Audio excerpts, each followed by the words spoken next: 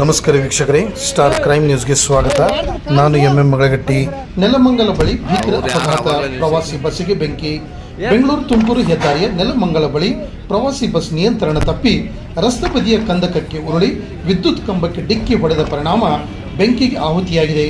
ಈ ಪರಿಣಾಮ ಅಲ್ಪಾವಧಿಯಲ್ಲಿಯೇ ಬೆಂಕಿಯಿಂದ ಸಂಪೂರ್ಣವಾಗಿ ಸುಟ್ಟು ಕರಕಲವಾಗಿದ್ದು, ಘಟನೆ ನಡೆದಾಗ ಬಸ್ ಸುಮಾರು 30 ಪ್ರಯಾಣಿಕರನ್ನು ಹೊತ್ತು ಇಟ್ಟಿತ್ತು. ಅಪಘಾತದ ತೀವ್ರತೆ ಮತ್ತು ಬೆಂಕಿ ವೇಗವಾಗಿ ಹರಡಿದ್ದರೂ ಎಲ್ಲ ಪ್ರಯಾಣಿಕರು ಯಾವುದೇ ಸಾವು ನೋವುಗಳಿಲ್ಲದೆ ಸುರಕ್ಷಿತವಾಗಿ ತಪ್ಪಿಸಿಕೊಳ್ಳಲು ಯಶಸ್ವಿಯಾಗಿದ್ದಾರೆ. ಬೆಂಕಿ ಜ್ವಾಲೆಗಳು ಆವರಿಸಿದ್ದರಿಂದ ಸ್ಥಳದಲ್ಲಿ ಭೀತಿ ವಾತಾವರಣ ಉಂಟಾಗಿದೆ. ಸ್ಥಳೀಯರು ಪ್ರಯಾಣಿಕರನ್ನು ಸುರಕ್ಷಿತವಾಗಿ ಸ್ಥಳಾಂತರಿಸಲು ಸಹಾಯ ಮಾಡಲು ಧಾವಿಸಿದರು.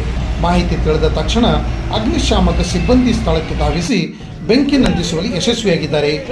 ಘಟನೆಯ ನಂತರ ಬೆಂಗಳೂರು ತುಮಕೂರು ಹೆದ್ದಾರಿಯಲ್ಲಿ ಸಂಚಾರ ಅಸ್ತವ್ಯಸ್ತಗೊಂಡಿದ್ದು, ಅಪಘಾತದ ನಿಖರ ಕಾರಣವನ್ನು ತಿಳಿದು ಬಂದಿಲ್ಲ.